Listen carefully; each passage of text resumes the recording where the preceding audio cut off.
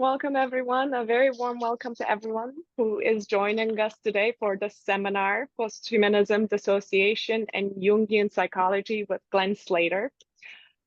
This is a really meaningful, very meaningful experience for me, as when I was in graduate school, when I started my doctoral studies, Glen was one of my very first professors. I took Jungian psychology with him and archetypal psychology with him. And I must say, some of my most important learnings came from reading Glen's works. And it all started with this one here, the 1997 issue of the Spring Journal titled American Soul, as you can see. This is a favorite of mine. It's marked all over, and it's this with all spring journals, but this in particular has been so informative to my work. In that, Glen had an essay called Resink the Titanic. And reading that essay was such an eye-opening, in fact, profound experience for me, seeing how Glen used the depth psychological lens to really shed light on cultural complexes. Not only his writing is always eloquent, but his insights are very penetrating, whether he's talking about hubris or psychic numbing, technology, religion, gun violence. He has this very compelling way of showing the deep ties between our contemporary lives, our contemporary struggles, and their archetypal. So Glen has been a mentor and a thought partner to me now for over, I would say, a decade and a half, approaching probably 2 decades. So it's a great pleasure and honor to welcome him for the seminar today. And now I'm going to officially introduce him by reading his bio after I share that. Glen is going to present to us. During his presentation, if you have any questions, please jot them down. We're going to have a 30-minute, at least 30-minute Q&A at the end, where you can share your questions and comments with him. Now, Glen Slater, PhD, has taught for over 25 years at Pacifica Graduate Institute in California, where he is currently the Associate Chair of the Jungian and Archetypal Psychology program. He has written a number of articles and book chapters for Jungian publications, edited the 3rd volume of James Hillman's Uniform Edition Senex and Puer, and co-edited the essay collection Varieties of Mythic Experience. His research and writing interests concern Jung and film, psychology of religion, depth psychology and technology. His book, Jung versus Borg, Finding the Deeply Human in a Posthuman Age, was published just this year, early in 2024, and here it is. It's a very important and timely work. I highly recommend it. And with that, Glen, thank you for being with us. Please take it away. Oh, well, thanks so much, Ipek. That was a really generous, kind introduction. I appreciate it, and good to be with everyone. Thanks for inviting me. So I've got a PowerPoint presentation, but I just want to do a bit more of a preamble for the first 10, 15 minutes. And that sort of sets up what I want to say. I will be sort of in broad terms talking about the themes of my book. And I wanted to focus, because of the interest of the IAJS of drilling down into certain Jungian topics, I wanted to focus on dissociation, which, in the thesis of my book, if you will, is quite pivotal. I'm essentially putting forward the argument that it's because of our dissociation from the deeply human that we're pivoting into a more of a post-human fantasy of where we're going. So we'll explore that. And I also want to focus a little bit on just our understanding of technology in general. It's such a huge theme and presence to us in the culture, and how do we find a few more specific ways to relate to that and talk about it. So that's what I'm going to focus on. And as Ipek said, we'll make sure we leave half an hour at least for question and discussion at the end. So my book, which Ipek mentioned, Jung versus Borg, Finding the Deeply Human in a Posthuman Age, it's titled in a little bit of a sort of retro sci-fi fantasy B-movie fashion, trying to be deliberately provocative. But the substance of it is that I do see a divergence occurring around what we find at the heart of Jung and what's going on in terms of where the digital age seems to be taking us. So basically, there's three areas of interest and concern that overlap in my book and in what I'll share with you today.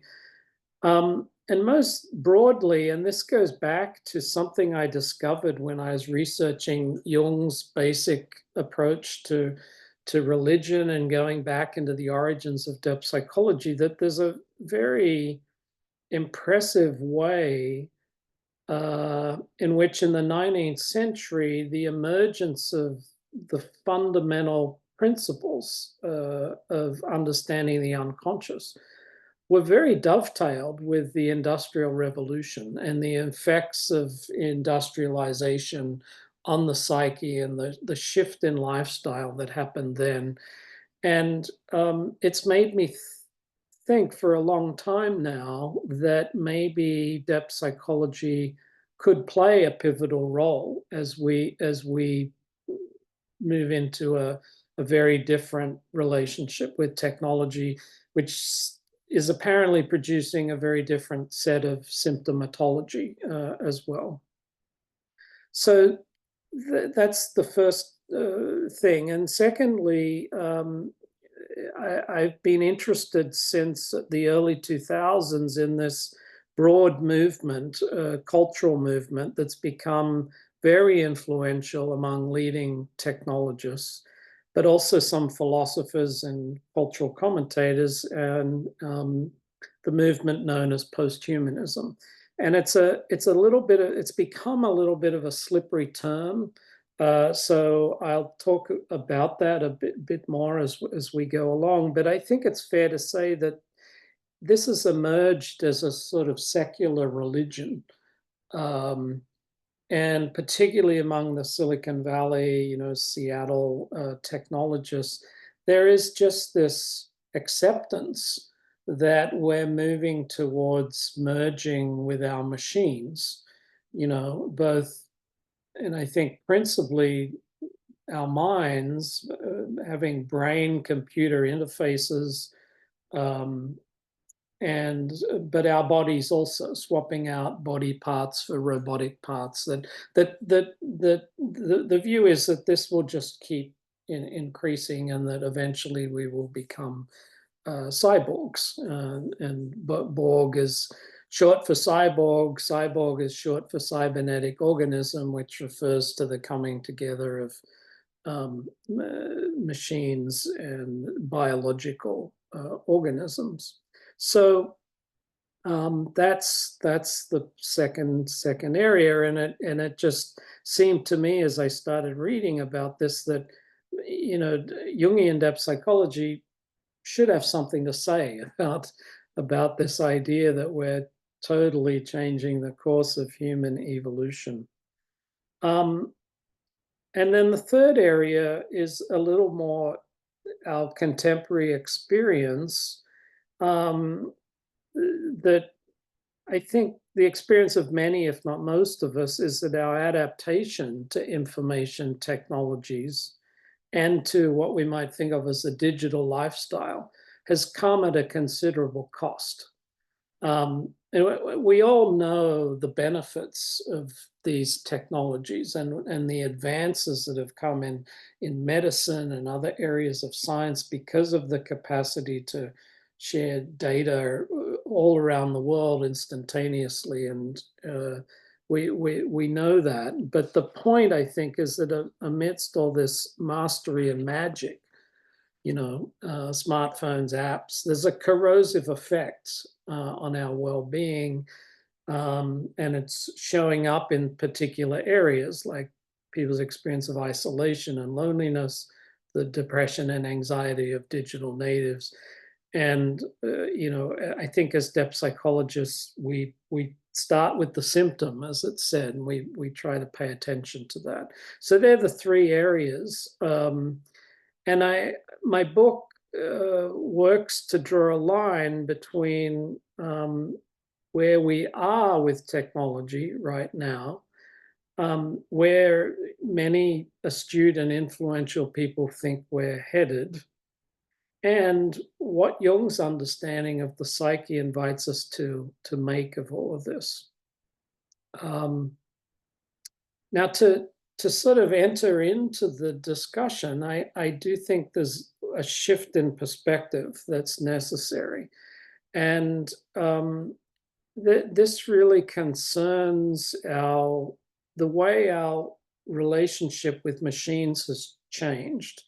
It used to be that we'd think of technology in terms of the tools that we would pick up and then put down again.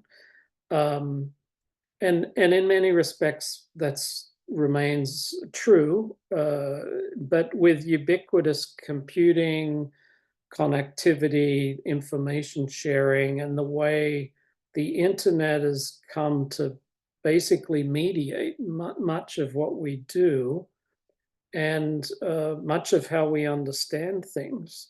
That this sort of pick up and put down posture is no longer the case. So I think it's fair to say that technology now shapes our total environment, and it started to define ways of being. So because of this, I've taken to using the term the technosphere. And the first point that I really want to make is that we're immersed in this technosphere, that this is where we are already. And at the core of this is the eclipse, the eclipse of the offline world by the online world. And that effectively we've already, or functionally, we're already merged with our devices. And where we're headed appears to be a displacement of actual reality by virtual reality, a literal merger with our digital devices, which is at the core of the posthuman fantasy, and sometimes referred to as transhumanism. And then when we put our Jungian understanding beside all this, it's hard to avoid seeing that there's an increasing detachment from the depths of life, that we're becoming more prone to compartmentalized thinking, and that these fragmented states of mind, and knowing what we do about how the psyche works, that these fragmented states of mind are pretty ominous. And in fact, if we are preparing because of our power to change the nature of reality, if we're preparing to alter the whole direction of evolution, it seems to me that we better get a grasp pretty quickly on what is the psychology of this moment? What is motivating us to head in these directions, pushing us from behind, and also what are the symptomatic effects of this? Now, I often, when I'm talking to sort of broader groups, in order to kind of ground the topic, I say, particularly if we're gathered in an actual venue, now just imagine that you feel down into your pocket, or you look in your pocketbook and you've left your smartphone at home.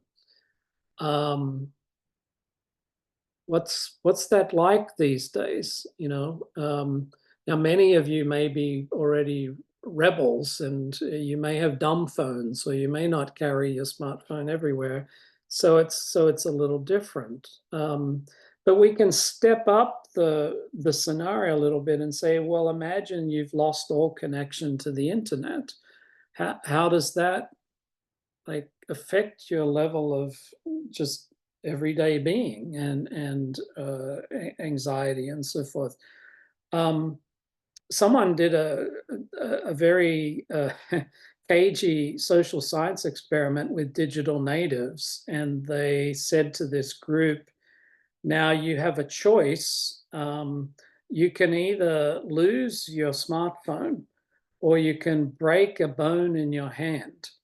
Which one do you choose? And the majority chose to break the bone in their hand.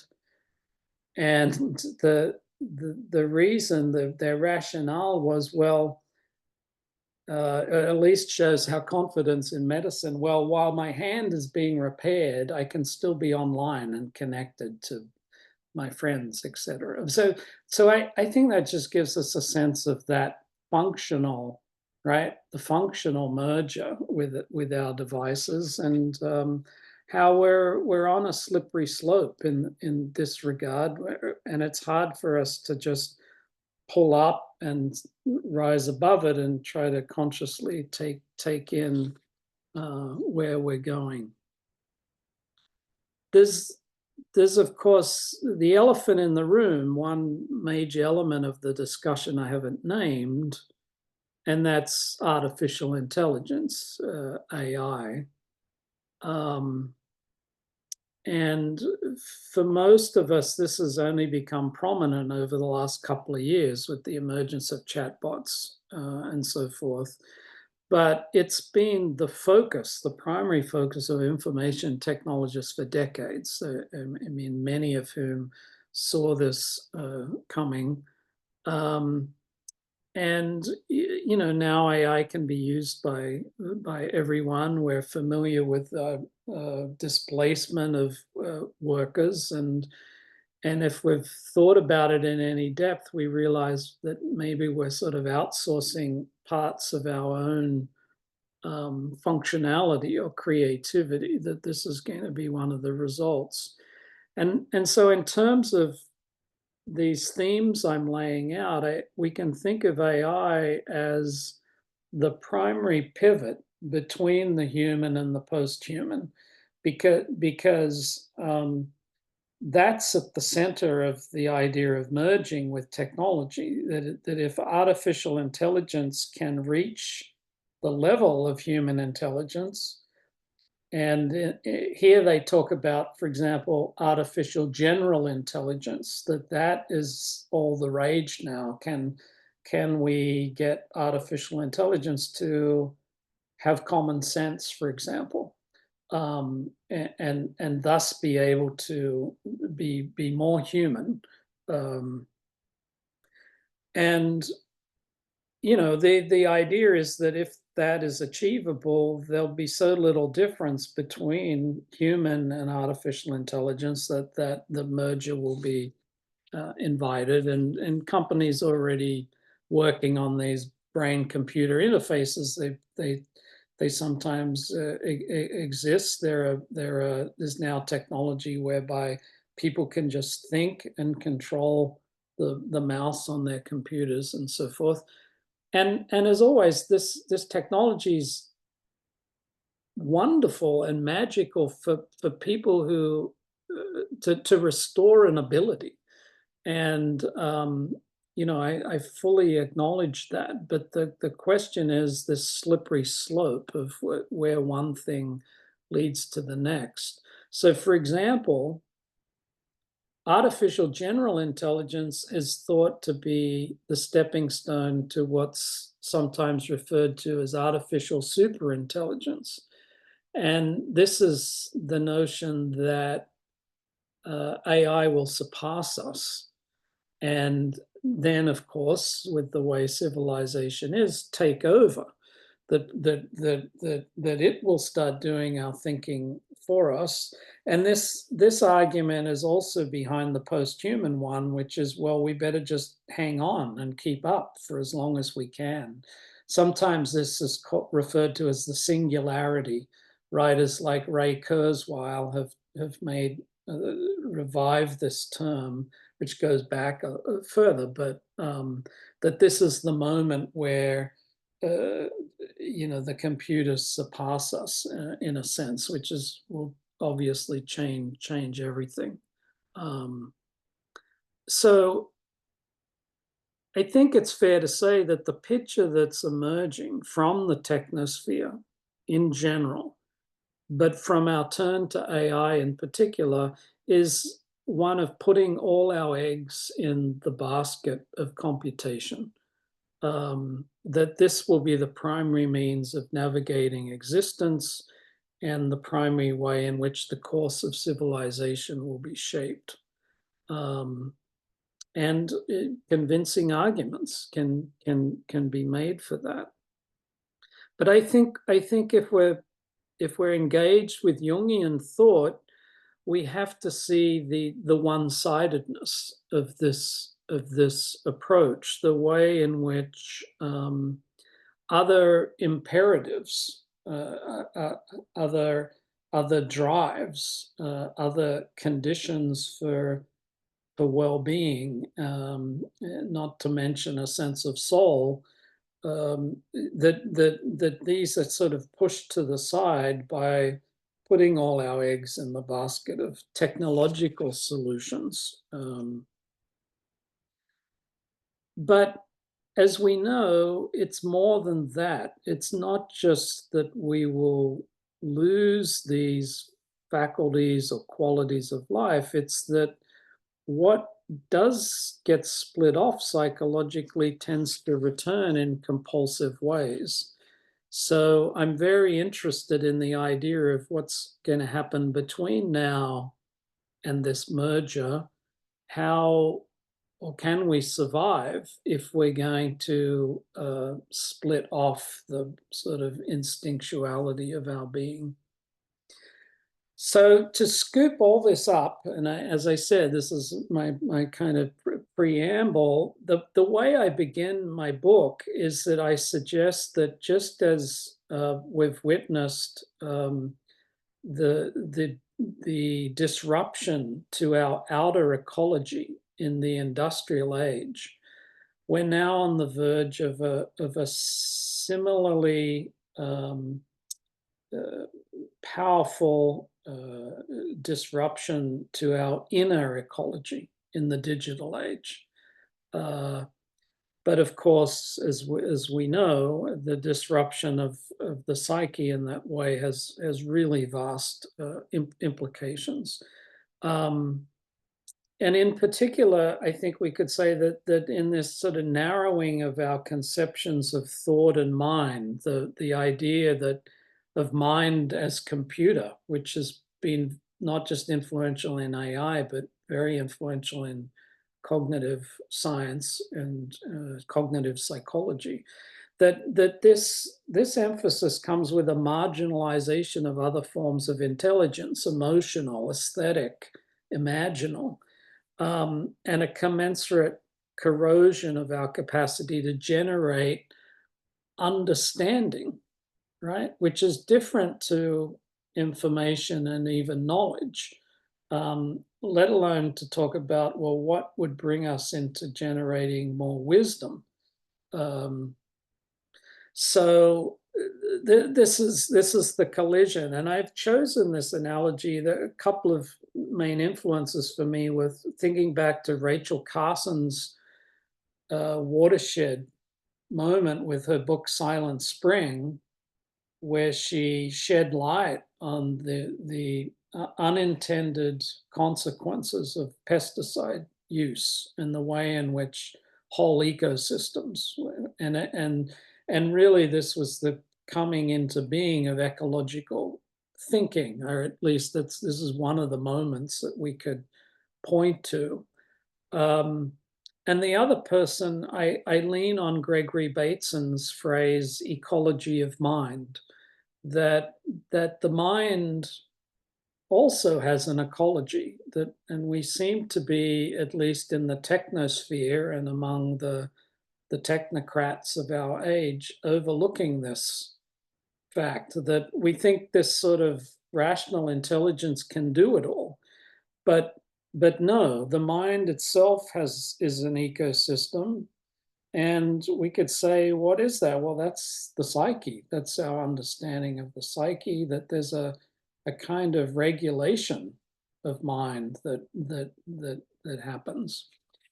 So this is my setup. Let me go to the screen share and go to my PowerPoint, and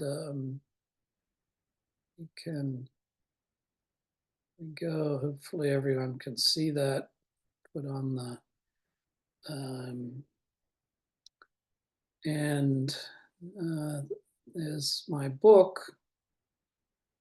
And basically what I'm putting forth here, oh, by the way, you know, I know you're probably all used to this by now, but one of my pet peeves when people do PowerPoints online is that the speaker turns into this tiny little thumbnail on the, but there's two parallel lines that you'll see, tiny little parallel lines between the participant view and the PowerPoint. You can pull them either way, so up to you, but you have that option. So I'm basically arguing that in many respects the technosphere is opposed to our ability to attend to the psyche, let's say. I'm not saying that technology and the psyche are opposed, because obviously technology, the impulse to create things, to control nature even, is part of the psyche. But in particular, the technosphere seems to be squashing this sort of more ecological view of our psychological life and the pieces that are required for that. Now, I don't think it's news to anyone that modern technology has cast quite deep, long shadows, and I would suggest that there's four main shadows of modern technology. First, going back to what I was talking about with the Industrial Revolution, the radical change to lifestyle, the disruption, both socially and psychologically, that happened then. Secondly, the military-industrial complex, the war machine, these weapons of mass destruction, you know, enabling peoples, nations, even individuals to create so much harm and death, obviously. The third shadow then would be climate disruption, the sort of late industrial age effects. But I think it's fair to say that there's a fourth shadow, and that's the shadow now being cast by the digital age. And we can think back to the mid-90s. Some of you will remember like how much optimism there was around the internet, for example, the way the internet was going to spread democracy and connect peoples all over the world and so forth. But instead, this whole shadow of tribalism and the dark web and the use of the online world for malicious purposes and so forth has emerged. So as I pointed out, we're immersed in the technosphere. Computing is now everywhere, and so on. But we seem to have lost an ability to attend to the nature of the psyche, the more instinctual needs, the enduring values, spiritual aims, meaning and purpose, sense of soul. And some of this displacement, there's a few things I lay out at the beginning of my book to underscore the one-sidedness of the technosphere, and one is the futurism, that we think everything good now is in the future, and that we're going to develop.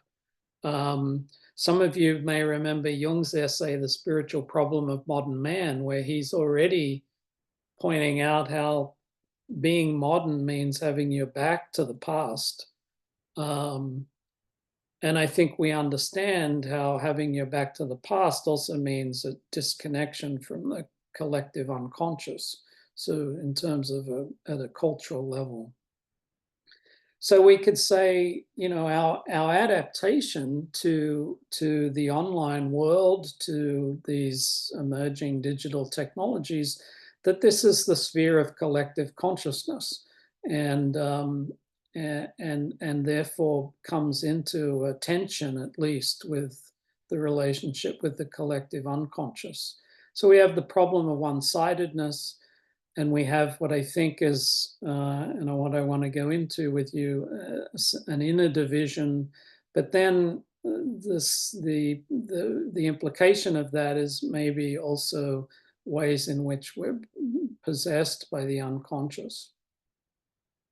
Now, I want to just say a note here about the use of the term posthumanism, because some people have started to use this as a word that simply means going beyond the anthropocentric worldview, so that the human is not at the center of everything, which of course is an important shift in consciousness,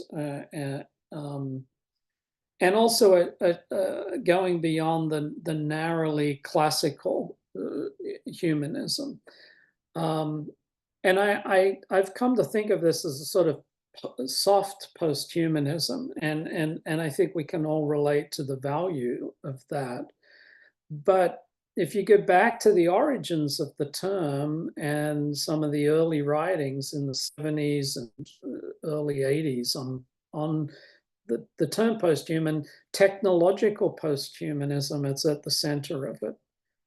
And I think anyone who uses this term has to wrestle with the idea that the most prominent shift on the horizon is the technological one, that this is where we think, well, we can tinker with our minds and our bodies and perhaps come up with a post-gender, for example, way of being, or we could realize that we're not as split from the animal as we like to pretend we are.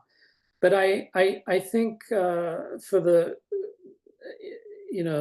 soft posthumanists, they have to think out the implications, and realize that even if we do come up with ways to change ourselves in a conducive manner, there's that capacity is equally going to apply to people who will make changes in the other direction.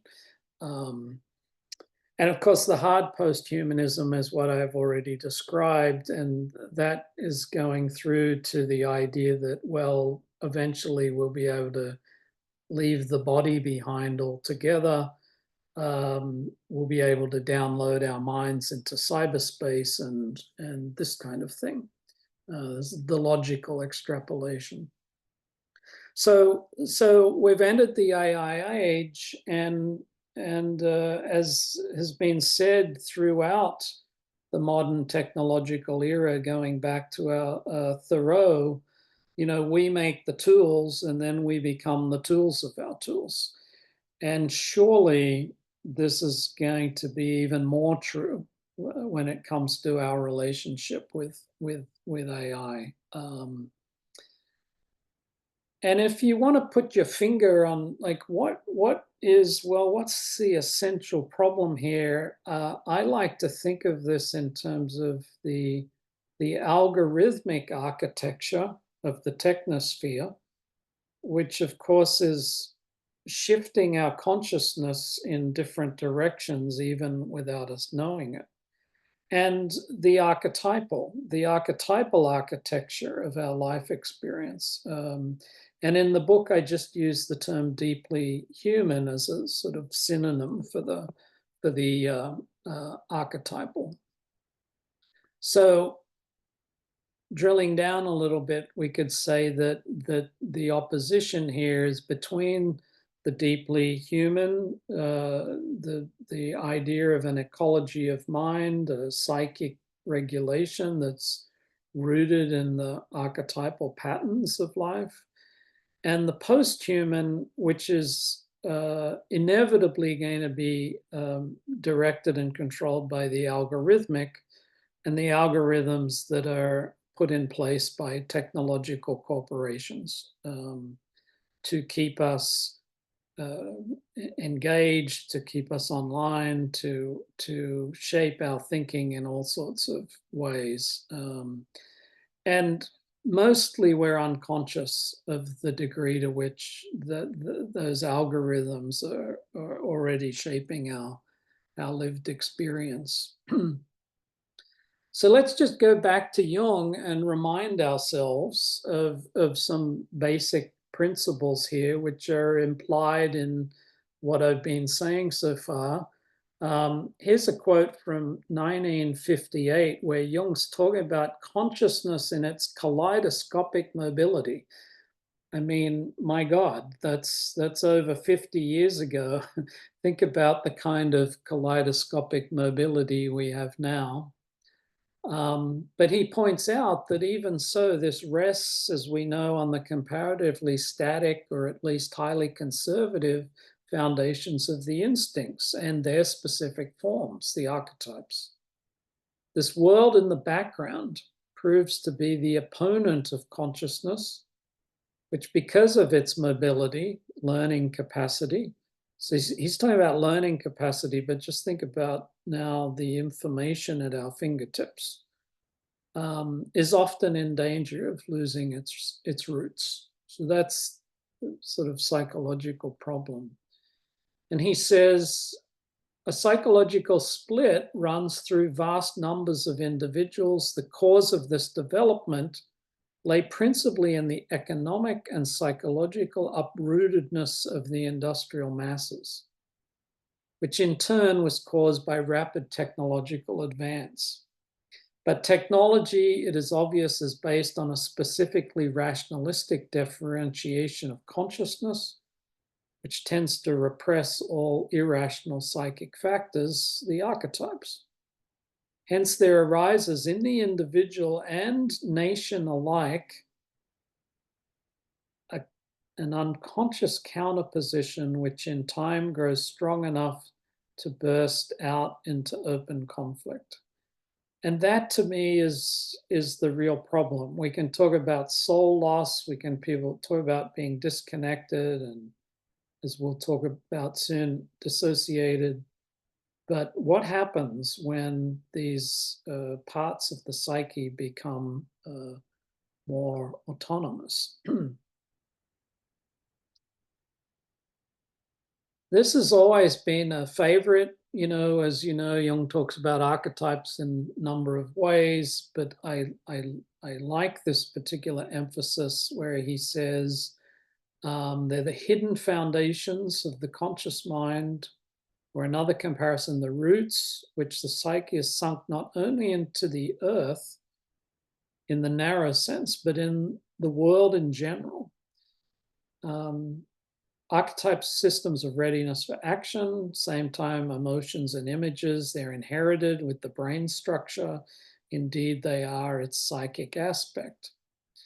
And I would say that even a lot of this posthumanism is ignoring the overall structure of the brain. Some of you may have dipped into, for example, Ian McGilchrist's work about his hypothesis that the emphasis on the left hemisphere in our time is sort of pushing right hemisphere processes away. I mean, there's an example of sort of splitting things off. What happens to the imagination when it's not tended to, or what happens to our capacity for pattern recognition when we think everything is about this sort of left brain intellect?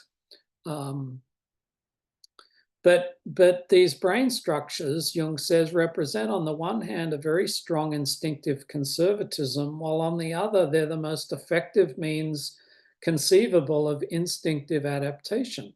They are thus essentially the chthonic portion of the psyche, if we may use such an expression. That portion through which the psyche is attached to nature, or in which its link with the earth and the world appears at its most tangible. The psychic influence of the earth and its laws is seen most clearly in these primordial images. And we, in our question and in our discussion time, we can look at this. We can talk about, for example, if you want, Gigerish's idea that we're really leaving nature behind, that the direction of the psyche is well and truly away from these roots. But again, I say to you, well, what happens in the interim? We still have bodies, we still have emotions, we still have the imagination that are tied to the archetypes. And as we start to depart from them, they don't just go away. As we know, they go underground.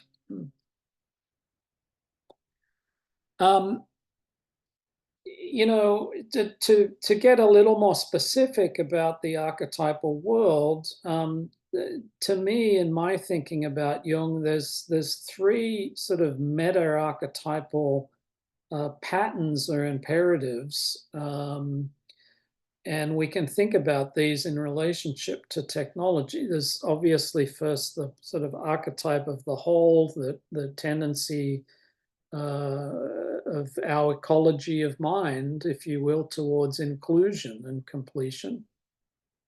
There's the related idea of the religious function. You'll remember the beginning of Jung's essay, Psychology and Religion, where he strips down religion to what he thinks of as its essence. And he says it's all about paying careful attention to the forces that are impinging upon us.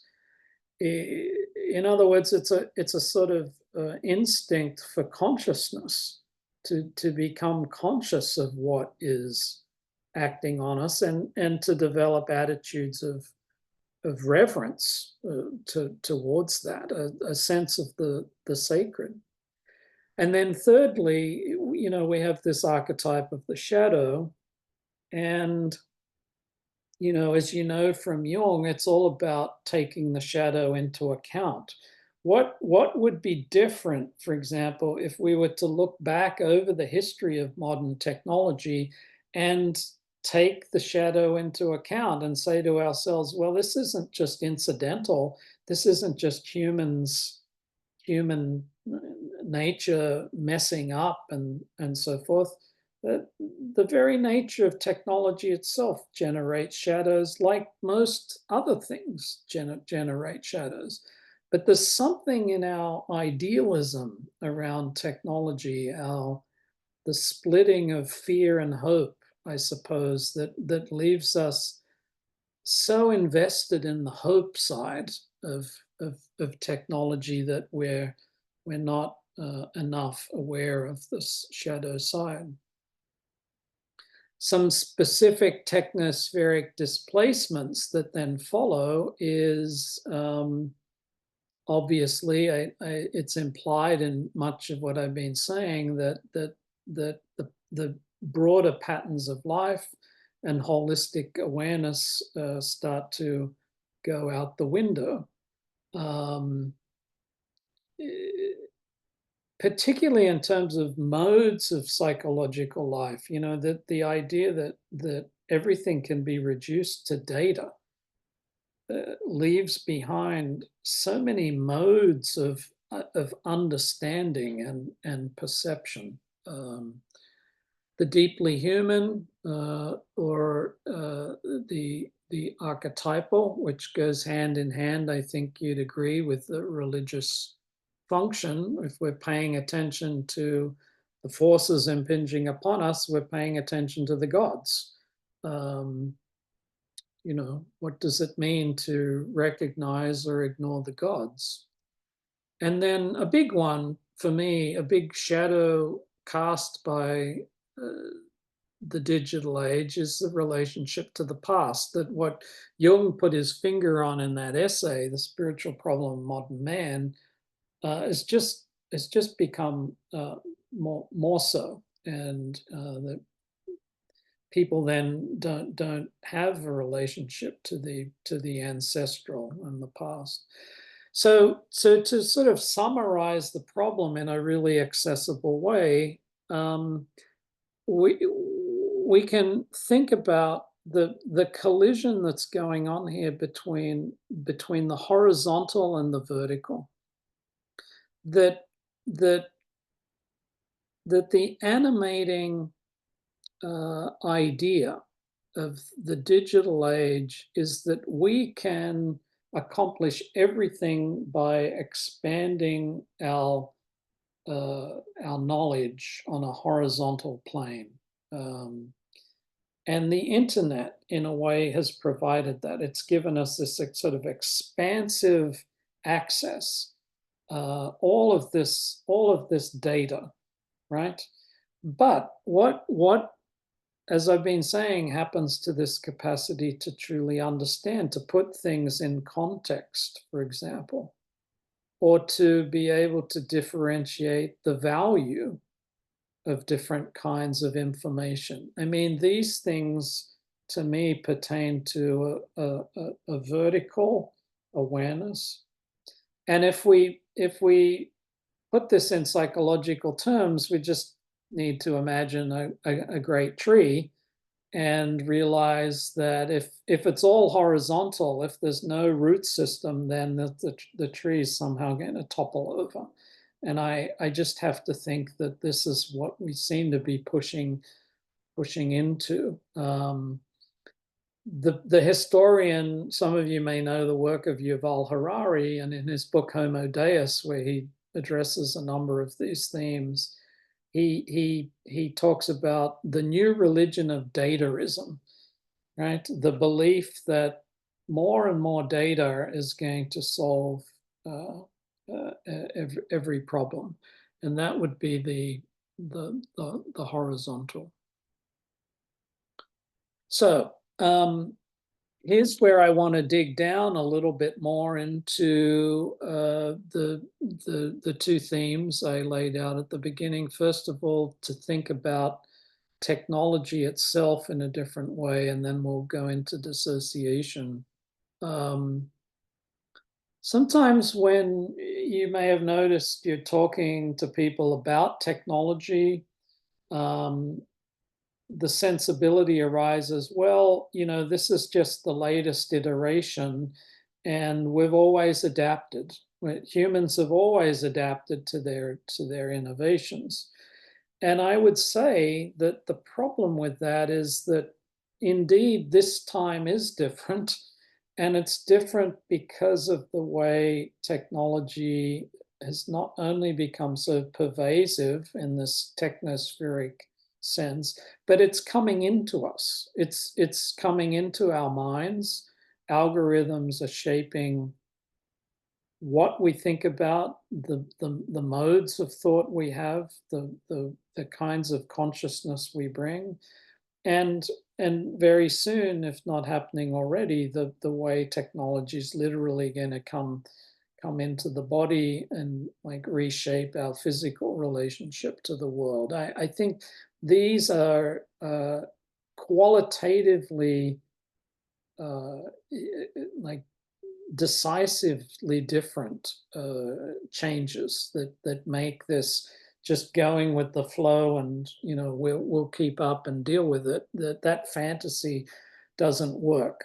And so too, the idea that technology in itself is neutral, and what changes is the way we relate to it, how we're going to use it or not. This is also a trope that enters into these conversations. And to get beyond this sensibility, I think it helps to go back to what we might argue is the archetypal root of technology itself, which is this idea the Greeks had of techne, which essentially means a crafting. But as the Greeks saw it, it was a crafting in dialogue with nature. Right? And it also wasn't split off from art. So that both art and what we would think of as being technological belonged on a kind of continuum. And this is an interesting idea because I'll come back to that in a moment. Here's a more contemporary definition of technology by Brian Arthur, which I think is very usable: the constant capturing and harnessing of natural phenomena. But notice the way in which the capturing and harnessing is also a little different from just being in a dialogue with nature. Arthur also says new technologies are constructed mentally before they're constructed physically. And I find this to be also a pivotal piece. You know, you remember that Jung, one of Jung's definition of the archetypes is that they're modes of apprehension. You know, they're often talked about as structures shaping our experience, but they're also shaping out the way we perceive things, the way we imagine into things. And, you know, here's Arthur pointing out that technology itself really begins in the mind. It begins in a way of seeing the world. So in my book, in order to honor the idea that the root of technology is a part of the psyche, I talk about it as the tinkering instinct, that there is this instinct to play with things, to change things. And the problem is when that becomes the only thing of value, or the only thing we believe is going to, you know, it becomes a form of technological solutionism, as the writer Morozov referred to it. And there are many sensibilities that then become shadowed or split off, but one of them in particular, I think we could say, is a sense of the sacred. And a book that's always impressed me in this way, some of you may be familiar with it, is Projecting the Shadow, subtitled The Cyborg Hero in American Film, by Friends and Rushing. Book that's not on a lot of people's radar, but it really puts forward the thesis that there's a sort of myth that goes very deep into the American culture and American history, where the power of technology to kind of conquer the land and to conquer its indigenous peoples, that archetypally it was a splitting of that power from the sense of the sacred, that there, you know, in traditional cultures, the impulse to change the world is always accompanied by a sort of shamanic reflection, or that one asks permission from the gods in order to take action or to go out on the hunt. And that there's something that's gone on in the American psyche in particular, split those things off, and that shamanic impulse or imperative has gone underground. And so to me, that would be what would like both restrain and properly contextualize these technological efforts, that if there was truly a sense of the sacred, and the sensibilities that go with that, a sense of sacrifice, a sense of reverence and awe and so forth, that this would perhaps mitigate. Now, the other thing in terms of the shift from the industrial to the post-industrial, we could say that, if you're to describe the shadow problem of the industrial age, it was that we turned the earth into a resource and a commodity, and then we pushed that relationship way too far. And I find Heidegger's essay, his famous essay on the problem of technology, to be very instructive in this way, because he points out that this is how modern technology and ancient technology differ, that whereas techne, as we were saying, is in conversation with nature, modern technology tends to manipulate and exploit nature, that there's this dominant instrumentality. And to me, this is the big one as to why technology is not neutral, because technology, we could say, in our modern experience of it and application of it, is always postured. There's always this posture of objectification of the world, and sometimes even of others. But his profound insight in this essay is that this commodification of the world is going to turn around onto us, and that humans will become the sort of standing reserve, that we are the resource. We're the new natural resource. Our attention, our information, our online presence. So I think we tend to carry a split in our minds between the sort of big bad, smoke billowing icons of like the industrial age, and this sort of super clean, almost invisible digital technology that's running in the background. But what we need to become conscious of is how it is turning us into a commodity. So to underscore this, just a few key ideas you might be able to follow up yourself.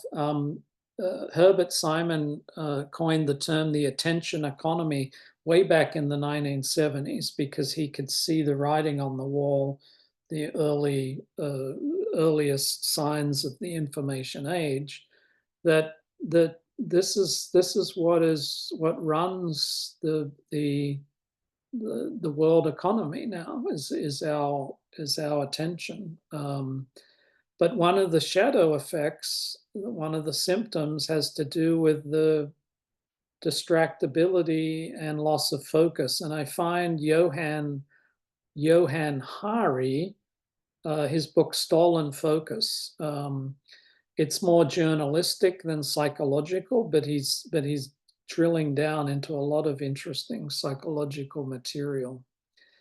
The other book that I think underscores this problem of human commodification, I would say one of the most important books this century is the book by Shoshana Zuboff called Surveillance Capitalism. She's an economist, and she really takes an incredibly close look at the way tech corporations are using our personal information really without our conscious awareness. And then another book that impressed me, part of the problem of horizontality is that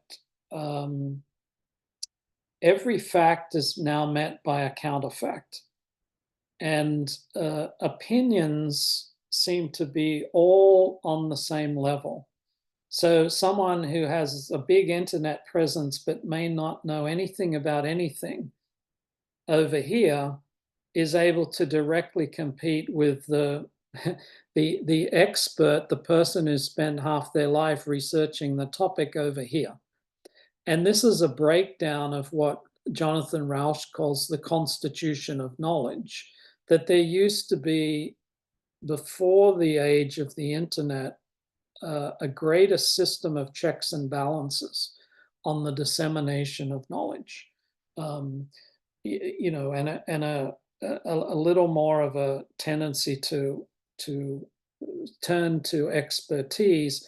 In other words, a capacity to sort things on the vertical level. This is part of this, to me, this lost verticality.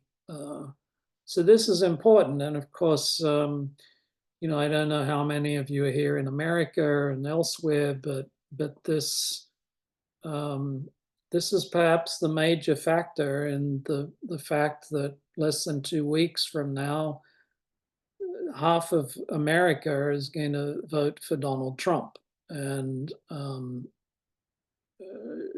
surely for all the other reasons, there's got to be the reason of people just not being able to sift through the material in a viable way.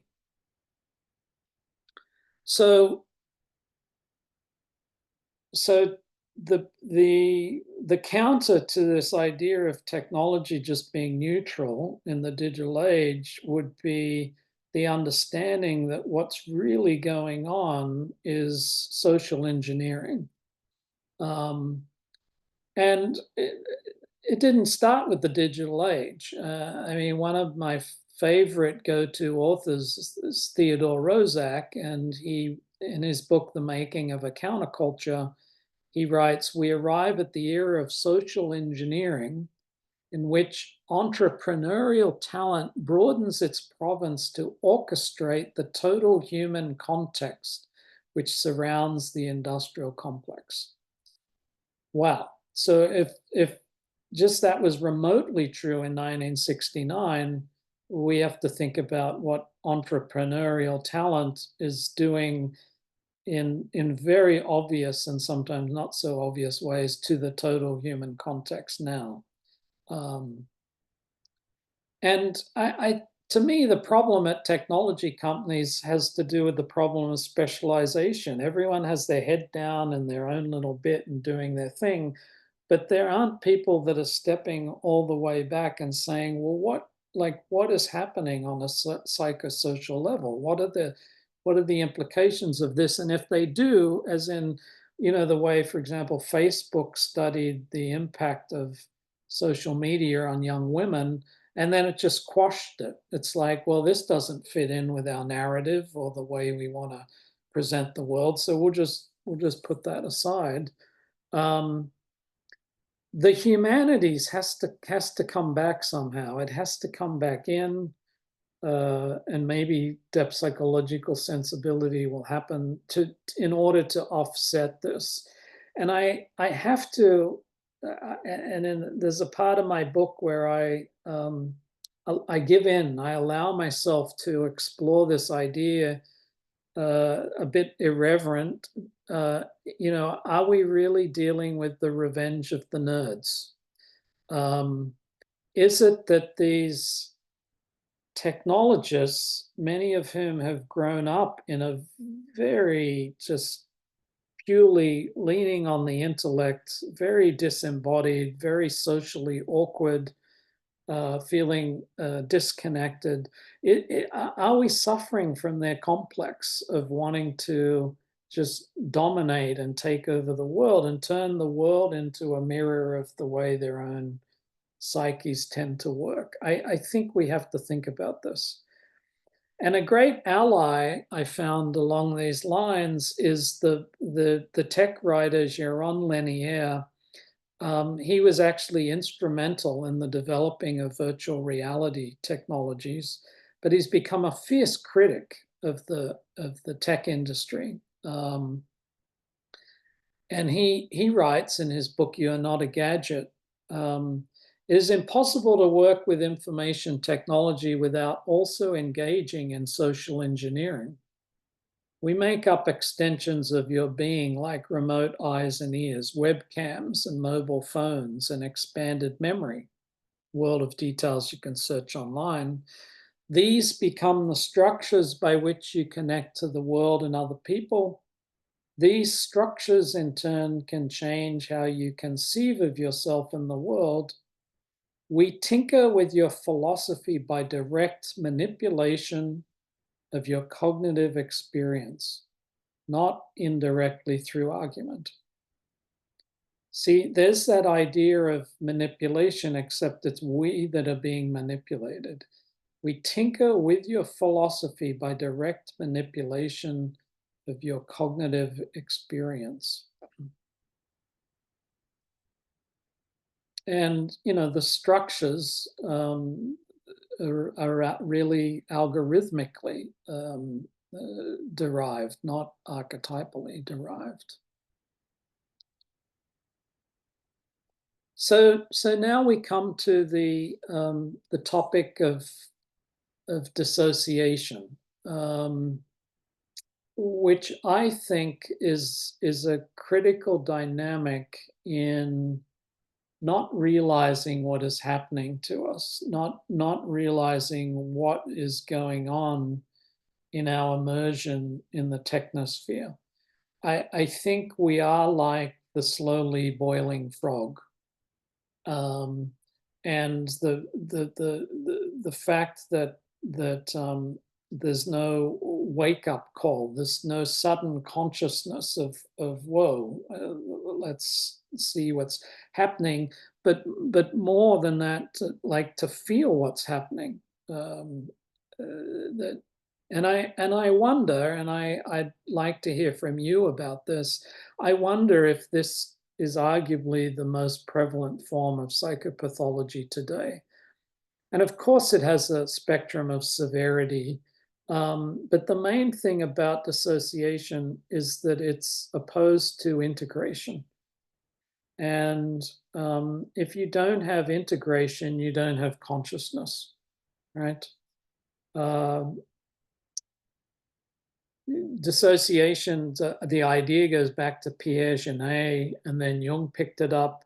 Jung, of course, saw dissociation as fairly much a part of psychological life, that psyche naturally dissociated into the complexes and so forth. And it's only problematic when the dissociation gets to the point of parts of the psyche becoming autonomous, and so that the integrative forces are not really imbalanced. But it shows up. I mean, the symptom of if dissociation is a psychodynamic, it's affective symptomatology has to do with the numbing. And in general parlance, it's referred to as emotional detachment.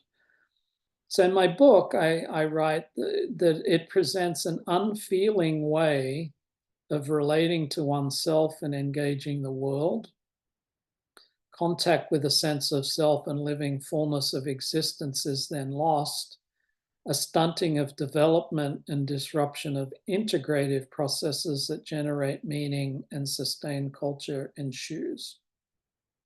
And to me, what's shifted, what's changed from the industrial age to the post-industrial age is this horizonality, if you will, the stretching of our consciousness, the overwhelming amount of input and information and stimulation, which leads to a sort of style of compartmentalization.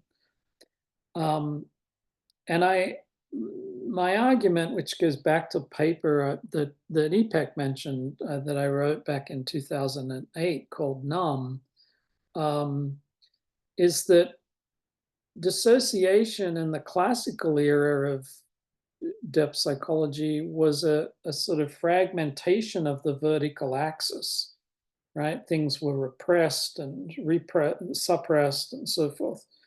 But now I think I'd like to suggest to you is that we're dissociating from verticality altogether. That understanding things, that developing a feeling life, that having a vital imagination, that these are things that people are really have discarded or split off from, or that they're no longer important. So I say emotion is thereby prevented from metabolizing into feeling, closing down the pathways by which a person consciously suffers or a group digests historical traumas or societal breakdowns.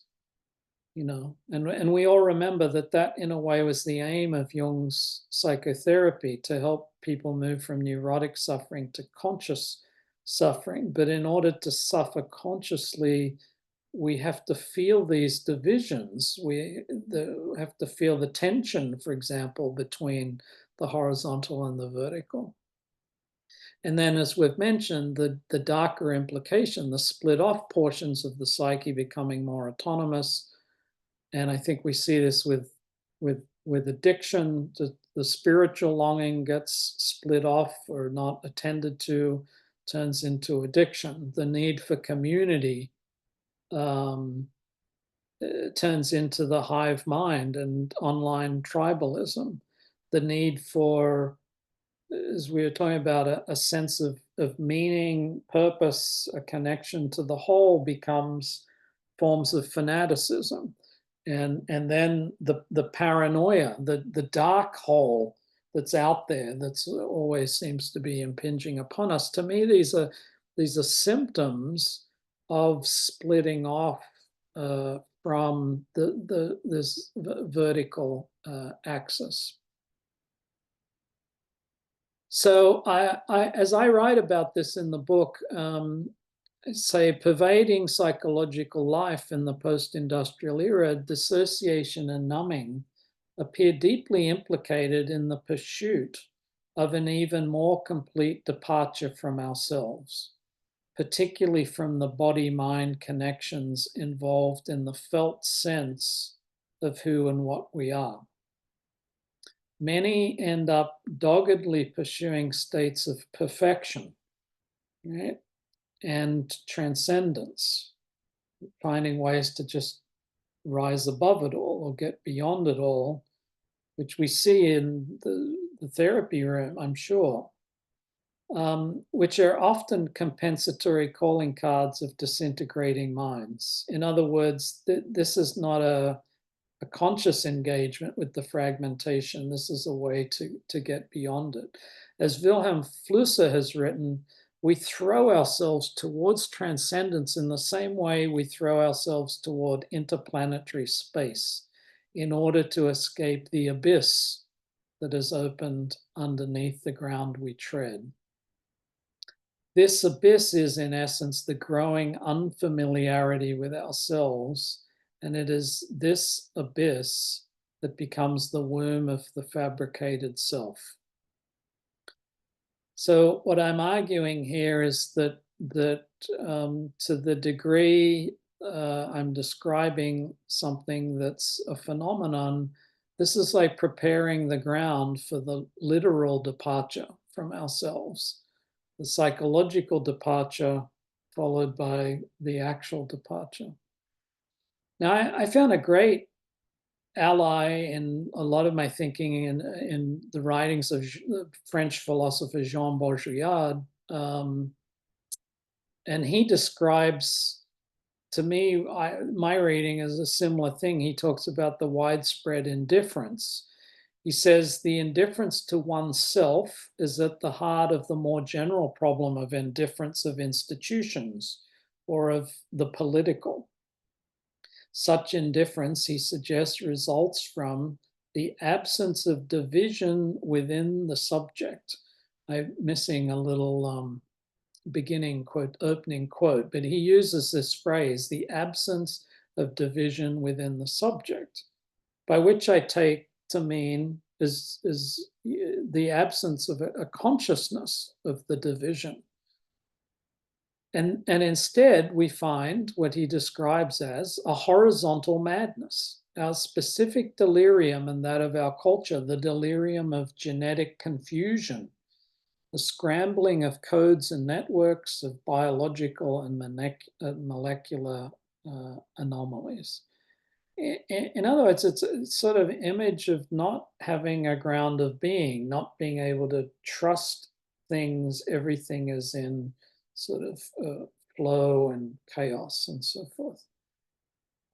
So I take all this, and where I head is to say, by implication, dissociation is diminishing our recognition of the deeply human and ability to sustain vertical modes of understanding. The resulting psychic numbing is ensuring we do not feel parts of our humanity being amputated to make way for prosthetic bodies and minds. Dissociated and numb in relation to being, we're thus more enticed into the possibilities of becoming. Being versus becoming. In the absence of a more substantive psychological bearing, an absent fullness of living itself, a phrase that William James used as a sort of goal of life, the fullness of living itself, technological frontierism will likely fill the entire horizon. I mean, this is my concern, is not to stop technology, but to mitigate it by bringing in other values, by other factors. It is in these ways, though, that dissociation and numbing lie at the very heart of our collapsing ecology of mind. Now, there's a couple more things I'm not going to go into for the sake of time, but in amplifying this, there's a piece that Hillman wrote called Hermetic Intoxication, which I think conveys well this horizontality of the internet. And he was seeing this, he wrote this piece back in 1996. And he talks about, for example, Hermes being an indiscriminate messenger. You know, one of Hillman's favorite phrases was that he took from a writer, his name I forgot, is that the gods never appear alone. And of course, Hermes and Hestia often appear together in Greek iconography. And that's because Hestia, in a way, represents the stable. She represents the vertical, the circular, and Hillman argues that that's what's split off in the information age. Is this Hestian sort of ability to sort of stand in place. I often think about this as what plays out in most every household when someone's online doing something and dinner is ready. You know, the Hestian practice of sitting around the dinner table, the hearth of the house, while the kind of siren call of the internet or the game or whatever it is going on in the background. Well, this to me is the Hermes Hestia collision. But in something else that I wrote, including in my book, I also point out that the fixation on Hermes forgets the part of Hermes that has to do with interpretation, with understanding, with hermeneutics. right? Which also is a practice of connecting the parts in the whole. So that would be another way of amplifying this. I'd also like to refer you to the really important book written in 1993 by Robert J. Lifton, who is really the world expert on totalistic psychology, totalistic societies, cults, and so forth. He puts forward the idea that there is a creative response to this sort of age of fragmentation, and that's to create a protean self that's able to sort of go with the fluidity and flexibility, be a kind of jack of all trades. But he said the shadow of this for people who can't manage to do it is the falling into the dissociative, which then is compensated by these like falling into fundamentalisms, for example, or falling into political ideologies that people find pseudo totalities, right, to compensate for the underlying fragmentation. I feel it's a very important and compelling hypothesis.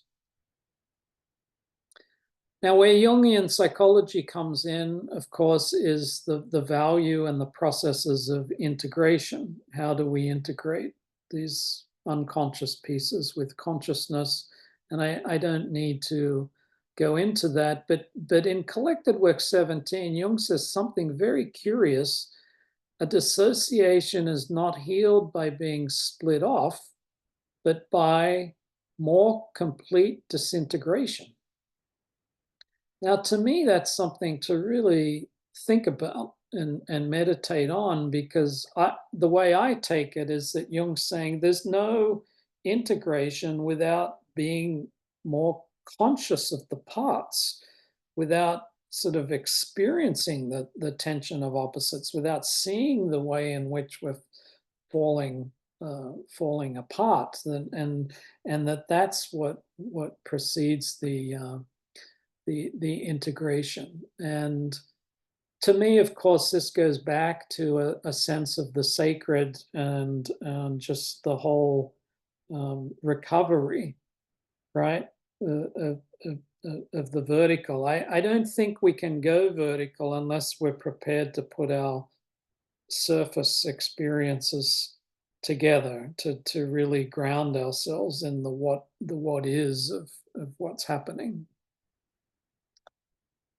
Okay, this is very short, the third part, and that will bring us to conclusion. We'll be able to have some discussion. I spend 3 parts of the book basically setting out the essential problem that I see in the spirit of that idea from Jung just now, that we need to understand where we're being pulled, to become more conscious of that in order to, pivot in another direction. So that's primary, experiencing the inner division. I think also somehow realizing that accounting for the shadow is critical, that civilization itself casts a shadow, and that to maintain the relationship between nature, which of course is dark and light, creative, destructive, on the one hand, and civilization on the other, which tends to move more towards order and perfection, that if there's going to be a viable relationship, that the keeping a sense of the shadow is key to that.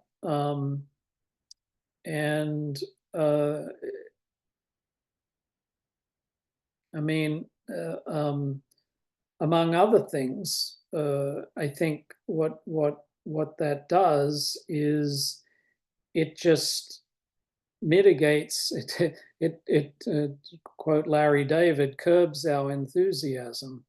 It just makes us pause a little bit, and think about this, and particularly if we're on the verge of having the power to change this one experiment in conscious existence in one small corner of the universe, that surely we need to take as much into account as possible.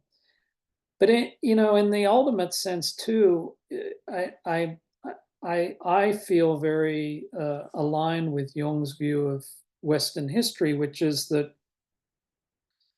we spent 2,000 years sort of focused on this spiritual, this verticality, but in a sort of upward thrusting direction.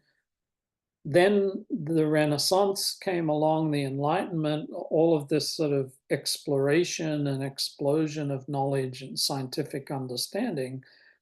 And the challenge in the modern era was to bring the horizontal and the vertical together.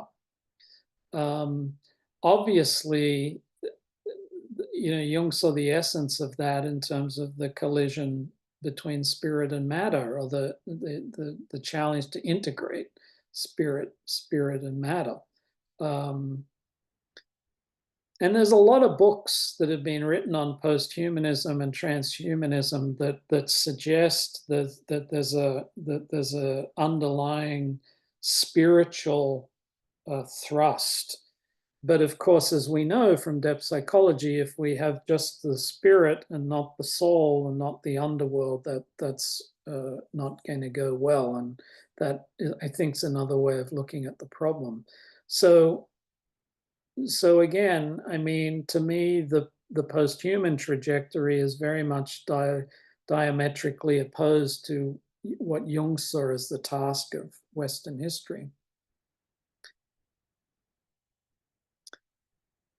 Maybe the sensibilities of depth psychology, particularly the sensibilities around more holistic thinking, which ironically Jung was talking about psychologically before they became important biologically or ecologically.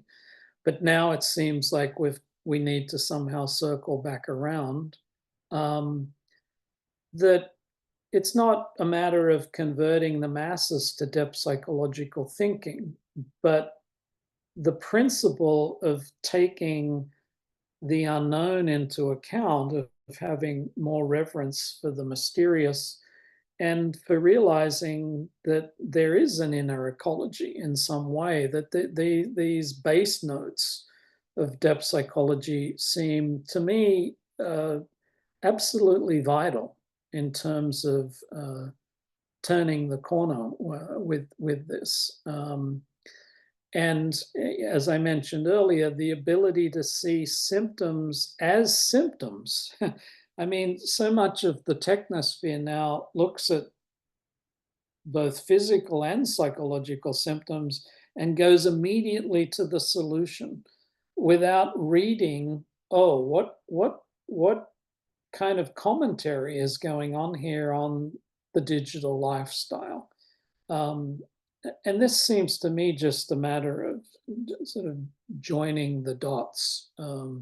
So of course, we're talking about a soul-centered perspective as a kind of counter to that reductionistic thinking. Your depression is a neurological imbalance or chemical imbalance and so on. The artists generally get there before the psychologists, and Heidegger's thesis was, going back to that original root of techne, that it would be the elevation of the artistic sensibility, so that it could be placed alongside the technological propensity. And of course, we can expand that into symbolic thinking, the cultural imagination, and so forth. That this is what would enable us to sort of move through the time in a more conducive way. And Jung, as we know, talked about visionary art. He said, whenever the collective unconscious becomes a living experience, It's brought to bear upon the conscious outlook of the age. This event is a creative act, which is of importance for a whole epoch. And my way of thinking, particularly about apocalyptic cinema or sci-fi cinema, is that these are cultural warning dreams, and that actually we need ways to digest what these things are saying to us.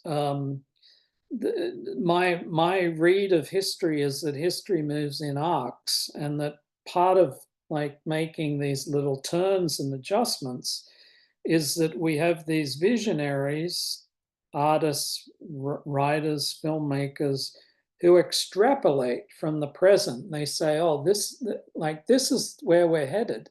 This is what the world's going to be like in 30, 40, 50 years if we don't do anything. And our job, particularly as depth psychologists, is to look at these things and digest them, and say, oh, okay, just like we work with a dream, and that shifts our attitude a little bit. So I'm a big believer in that practice. So how do we then, the essence of what I've been presenting to you would be, we could say, moving from the algorithmic to the archetypal. I think we need a new version of resistance to the mass mind, as Jung described it in his writings. It would be resistance to the ill effects of the online world. Yuval Harari, I mentioned earlier, at the end of his book Homo Deus, which treats a lot of these ideas, he's a huge advocate for meditation, because he thinks that if we can be more conscious in that way, we won't be sucked up by the technocracy.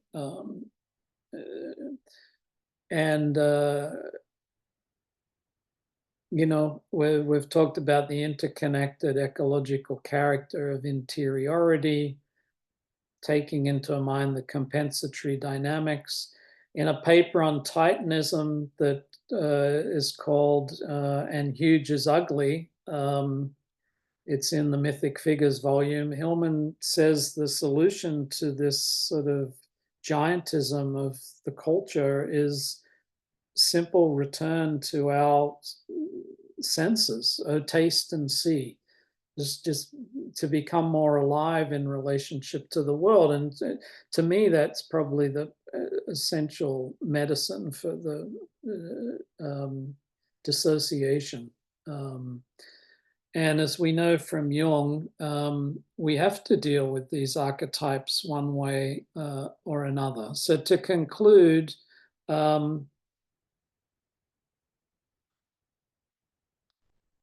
Rosak's, he coined the term counterculture, and I have to wonder, and I'd be interested to hear from you, is there a possibility for a new counterculture? Rosak made the argument that the essence of the first counterculture of the 60s and 70s was a reaction to technocracy. That when you peeled off all of the interest in altered states and consciousness and connecting to other people and so forth, that this is what you're getting. Hillman, if you're interested, also addresses this counterculture at the beginning of his long essay on Senex and Puer. The question that haunts me is, what is going to guide us? And is it possible that there could be a co-creative ethos where we listen to a deeper form of intelligence? We know what that means in the Jungian context, but is there a way to generate a sense of that more broadly? That just as we've learned that nature has its own intelligence that orchestrates the outer ecology, what would it mean to find that for the inner ecology?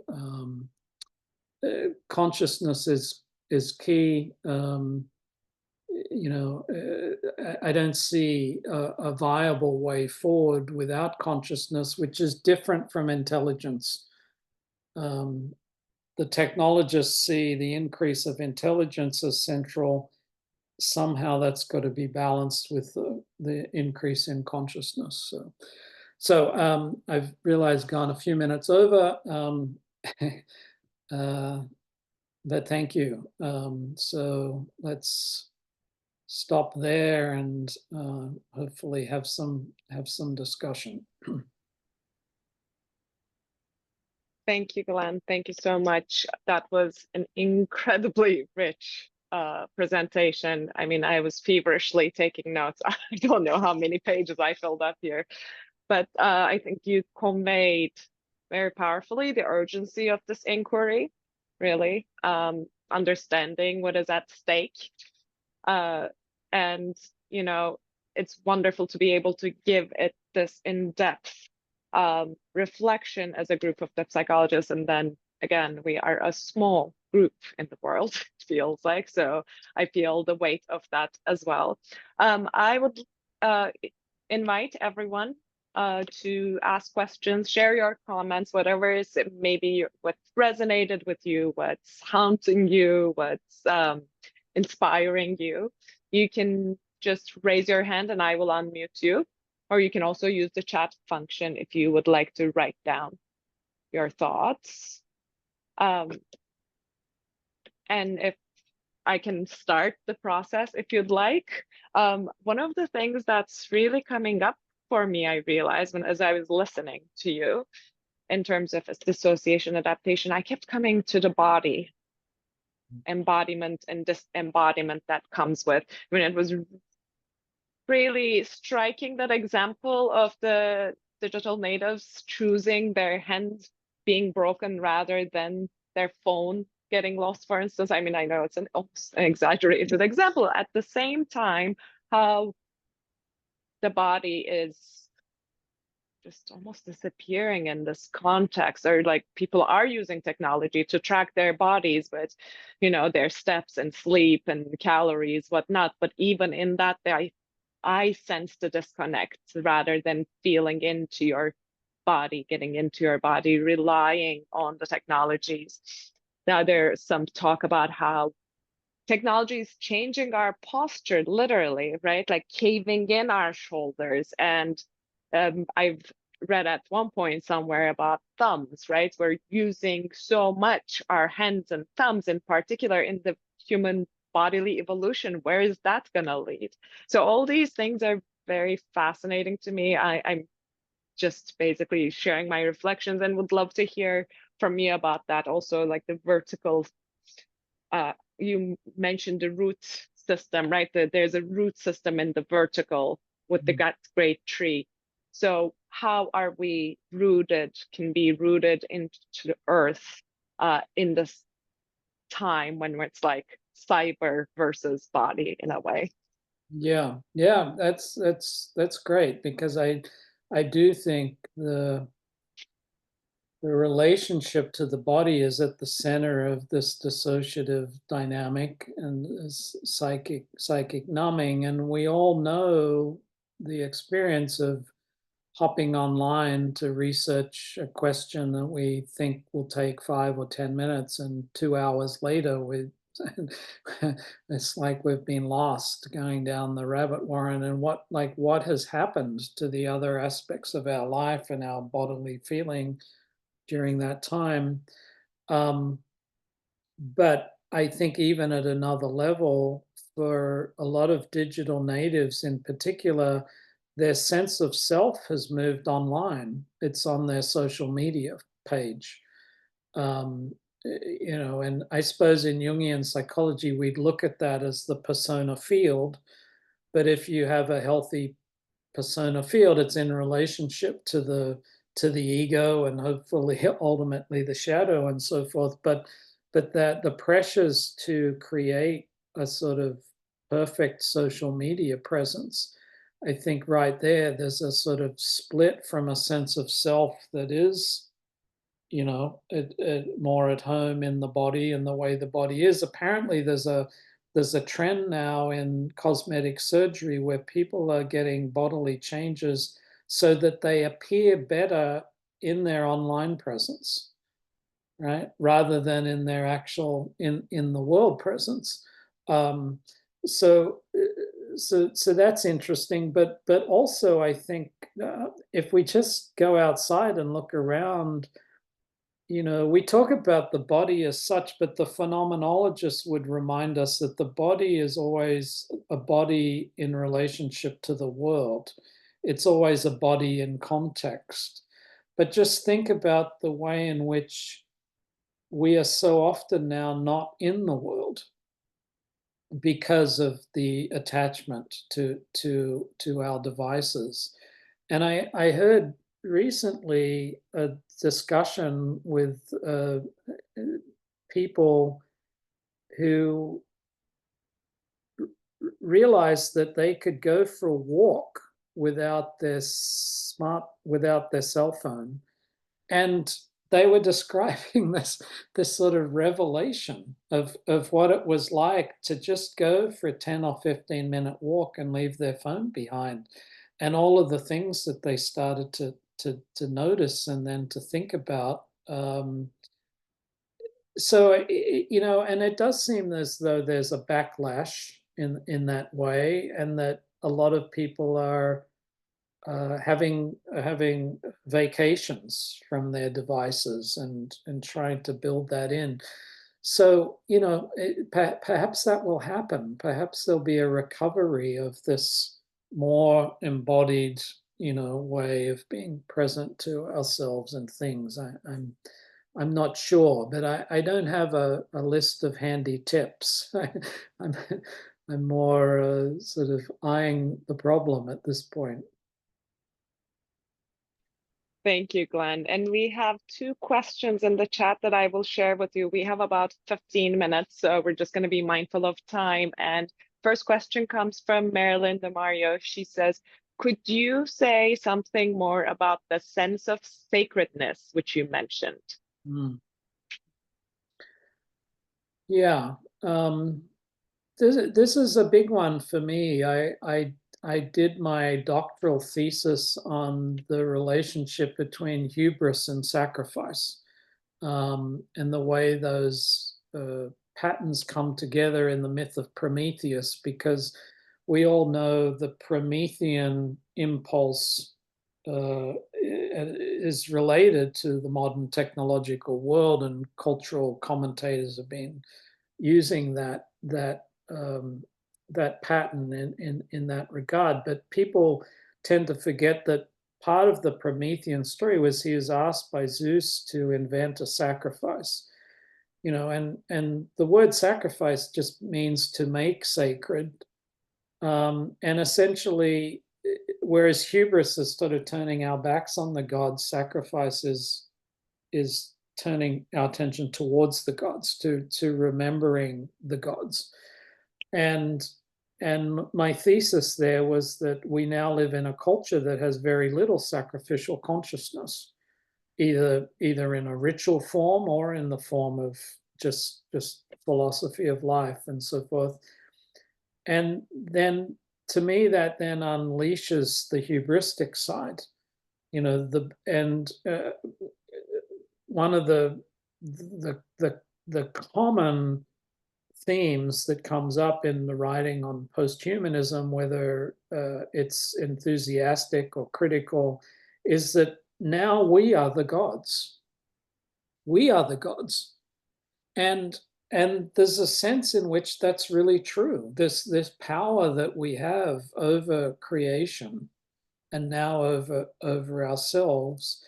And so to me, this just really underscores the importance of finding a connection to the sacred, both attitudinally, sort of some awareness of the otherness, some sense of being informed by something beyond our own genius, both individually and collectively. But how does that come in? I think I think the most viable way is through the cultural imagination. You know, that the relationship to the gods is in a way there in the background of all artistic offerings. Isn't that what art really does? Isn't it taking our awareness back to the archetypal world in one way or another? Maybe not made explicit, or to the enduring values, you know, the universals. So I mean, there's some thoughts on that to expand the idea, and of course, people talk today about the spiritual search and so forth.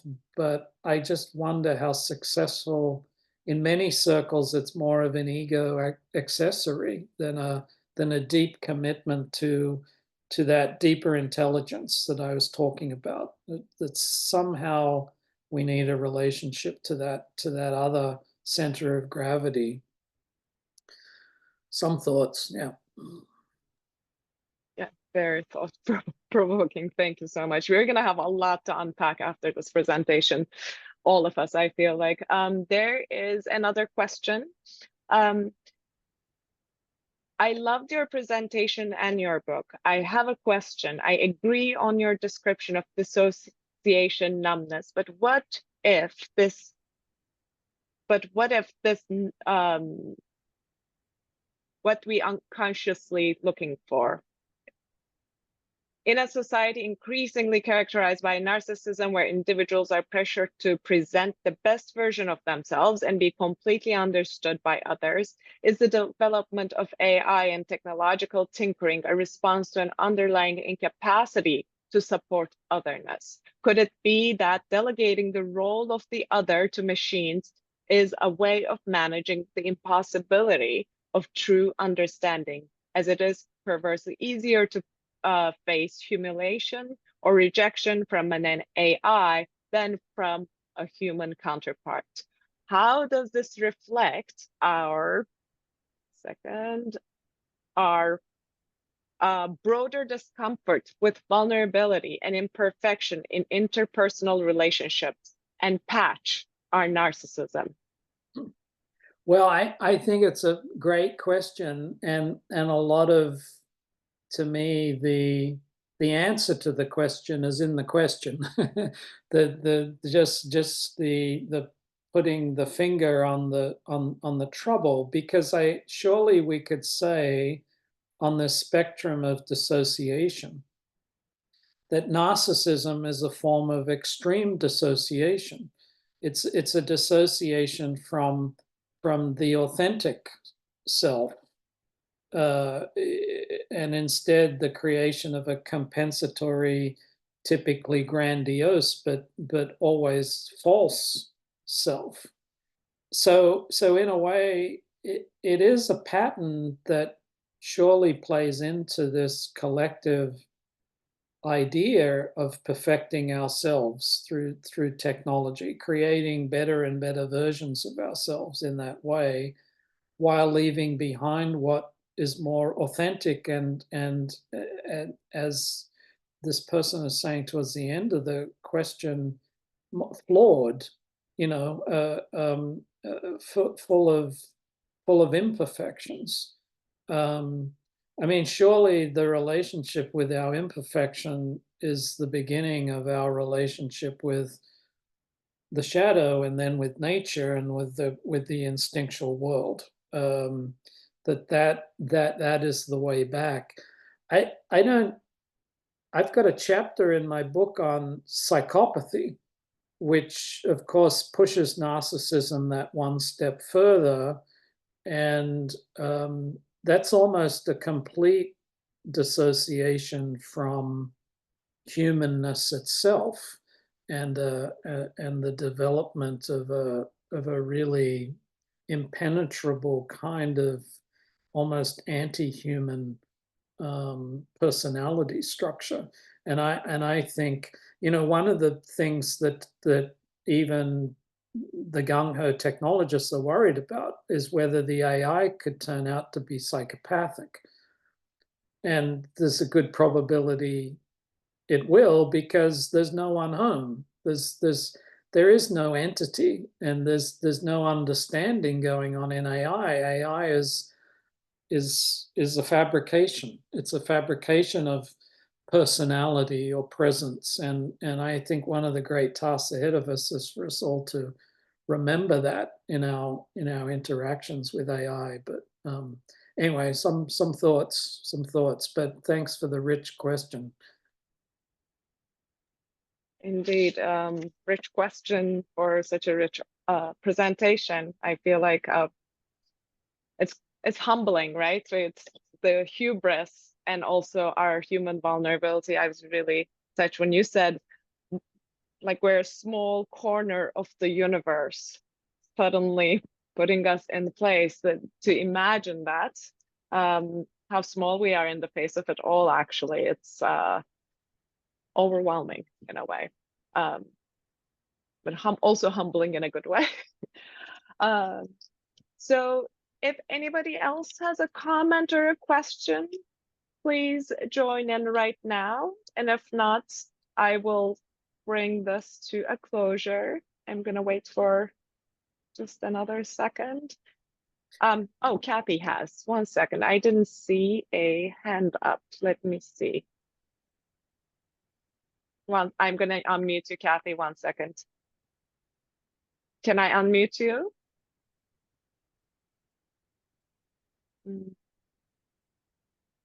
I'm asking to unmute you if you can.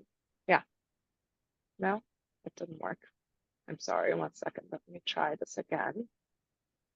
I'm going to do something different. I'm going to try to make you a co-host, and that way I think you will have control of your.